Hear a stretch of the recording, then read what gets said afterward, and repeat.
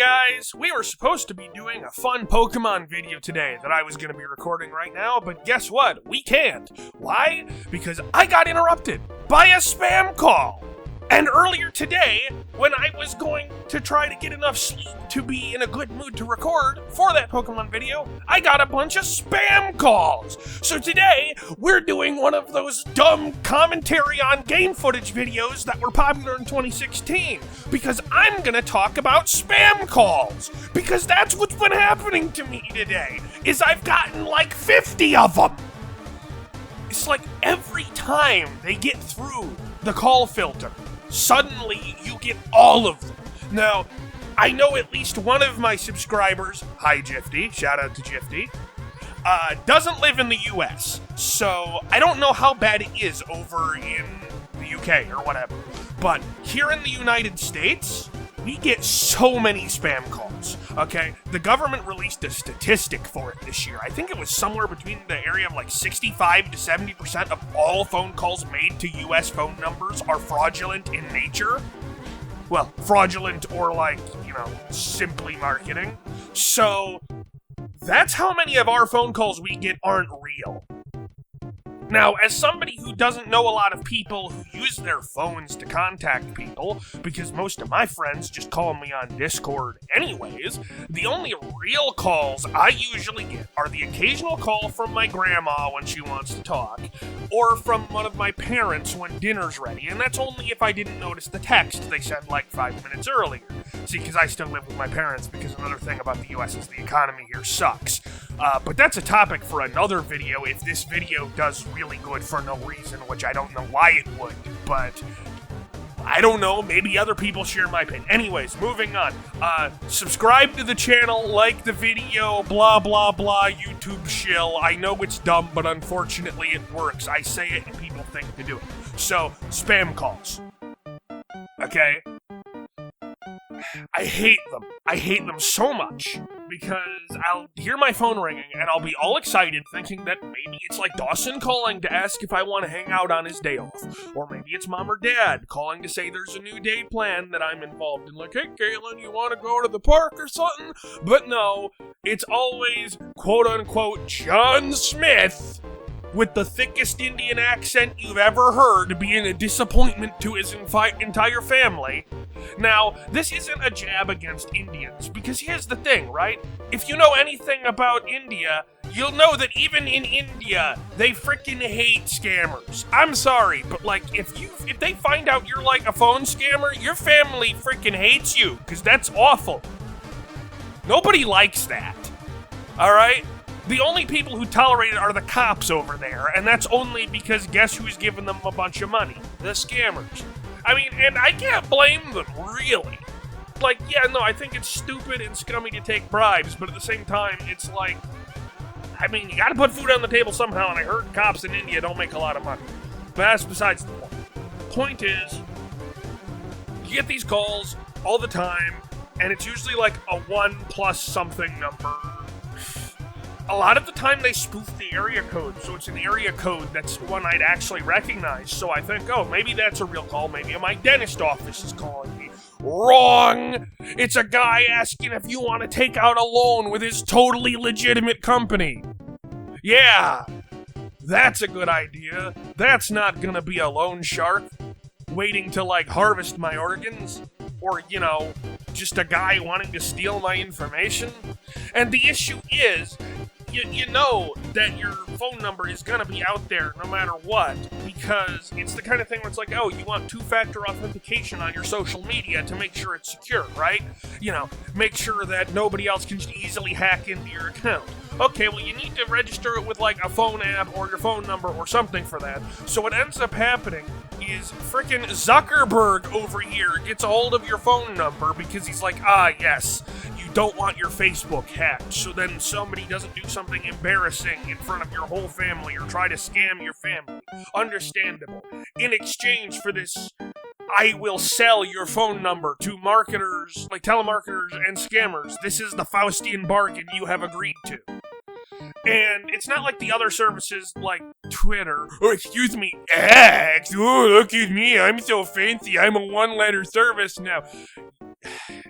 God, Seriously, that was such a bad idea. Or like TikTok or Instagram or anything. They all got your phone number, man. And there are gonna be spam callers who get access to it eventually.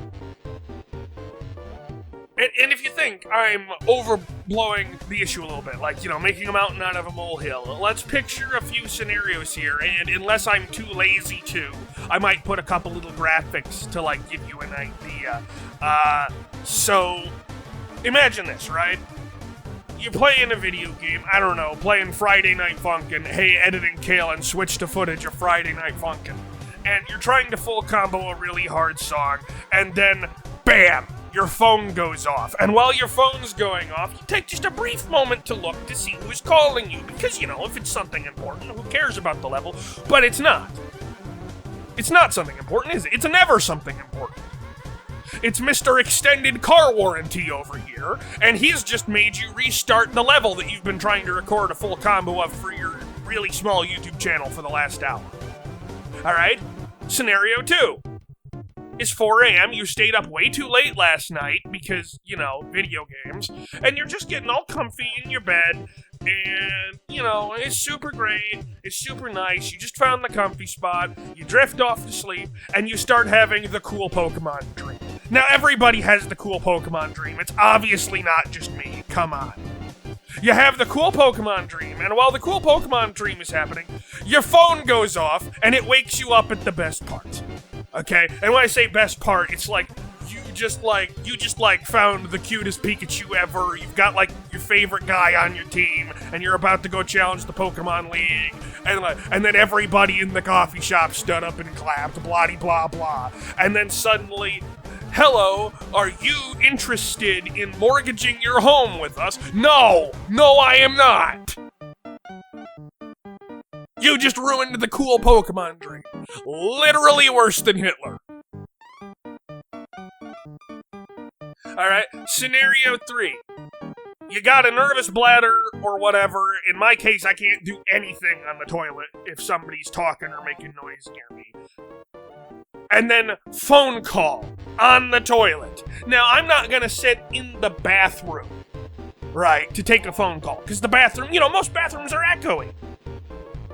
So, I get up, I quickly throw on my clothes, I walk out of the bathroom to answer the call, look, and oh, would you look at that? It was not, in fact, a real phone call. It was a guy calling from his call center to ask about what else? A car warranty. I don't even own a car. Why do I even get the car warranty one? One time I thought I would be a bit of a smart about it, and I sat around and I talked the guy's ear off and I went along with his script until the very end. I'm like, yep, that sounds really great, but oh wait, there's one problem. Oh, what is it, sir? I just remembered that I don't own a car. And then he cussed me out and hung up, which is funny because he was all offended and angry that I wasted his time. It's like, my brother in Christ, you are literally a spam caller from a telemarketing call center. There's a very real chance this is a fraud scheme to steal my money. I'm sorry, but you don't get to be upset about people wasting your time. Which, by the way, as fun as it is, I can never advise doing that. When you answer one of those calls, it just tells them it's an active number and they're going to repeatedly call it. Here's what you do, okay? It works with my phone. I don't know if it works with yours. You can't even, block the number, because the issue is a lot of the time they're spoofing actual numbers. So before you block the number, make sure it's a number that you don't actually use, because they will spoof real numbers in your area. It's stupid. Alright? Don't put yourself on the government do not call list. It doesn't work. All it does is tell them that you're an active number. Literally, they use the do not call list as a call list. Alright? Don't reject the call, because if you reject the call, that tells them in the affirmative that you saw the call. So they'll call again. On my phone, if you push the volume down button while you're being called, it mutes the ringer. So here's what you do. You mute the ringer, and you let it go to voicemail. Alright? Because then they'll think you just didn't answer the call, which to them could mean that you weren't there, but it could also mean your number isn't actually being used at the moment. So that's the most likely way to get them to stop. Now here's the thing, most of these people don't leave voicemails, and when they do, I've found it's like a cut-off portion because they either hit play on their little text-to-speech bot too early, or they started reading their script before my voicemail message was done, or in all likelihood, it's an automated thing. Even if it's a real voice, it's a recording, and it automatically plays as soon as the call isn't accepted, so I guess they're not used to varying lengths of voicemail messages, because mine ain't that long, but like, it's just long enough that it's longer than the default one that comes packaged with my phone. So they'll call, and then they'll leave their voicemail, but they'll start the script too early so the first bit will get cut off, and then they'll immediately hang up because they realize their thing isn't right. So I get all of these 3 to 4 second clip voicemails, and it's the dumbest thing. I hate having to clear them out of my voicemail box, but I have to, because unlike half my relatives, some of which I know are subscribed to me, yes, I'm throwing shade at you, Nana, clean out your voicemail box! I can't leave you voicemails when it's full! Unlike them, I like to have my voicemail box empty, because if I don't get to answer my phone, I like to know why you're calling me. Because, you know, if you had something that you really wanted to talk about, I will call you back. But then my voicemail box gets clogged because I mute my phone. Because, you know, it's been so bad this last week, I've just been muting my ringer when I go to bed. You know, so I'll wake up in the morning to like 20 new voicemails. And it's just been this last week has been awful. Because it's like, see, I get my phone service through Verizon, right? And they have a built-in call filter that's meant to detect and block potential spam. But occasionally they'll figure out how to get through the call filter, and then I just get absolutely bombarded with freaking spam calls. And a new thing happened to me today that's never happened. I rejected or ignored enough calls to the point where now I'm receiving a text. In fact, let me open my phone right now. Let's see. I have never once in my entire life attempted to get a mortgage. I do not own a home. Now, you might think that maybe somebody's got a hold of my card details and is trying to use it for something. Well, guess what? I have a debit card, not a credit card. You can't overdraw without the bank freaking out, and I only have like $50 because I'm poor. So even if somebody was trying to like steal my debit card information, all they would do is immediately get the card flagged. Because it's like anytime I try to buy a video game, my bank freaks out because they go, he's spending $60 at once? Impossible. He rarely even has that kind of money. No, you don't need to feel bad for me. I'm doing okay. I live with my parents. The point being that this was like a total random thing where they're like, yes, you must want to do this, and therefore we will annoy you all day long. How is it that you know my name and phone number, but do not know enough about me to understand that I don't own a home? Like, I don't know if I should want them to know more or less about me, because either would be annoying, but less annoying than this. Anyways, regular videos start back up tomorrow, maybe. I don't know. The YouTube metagame is to upload once every 2 days, because it's once every 48 hours to get optimal exposure time on your videos. But, like, who cares? I'm going to be showing off a couple Pokemon ROM hacks, maybe doing some other fun one-off stuff, because apparently that performs better than series. Cassette Beasts will be coming back. I've just kind of felt demotivated with the game, because the last couple videos performed really bad. Gotta do some stuff with the Baldur's Gate, so that's gonna be on hiatus for a little bit until we get that figured out. We were gonna do a Minecraft series, but unfortunately, Minecraft just changed its end-user license agreement and its user guidelines to the point where making a Minecraft series on a channel meant for people 13 and older is super risky as a small creator, so we'll see if that ever comes to fruition.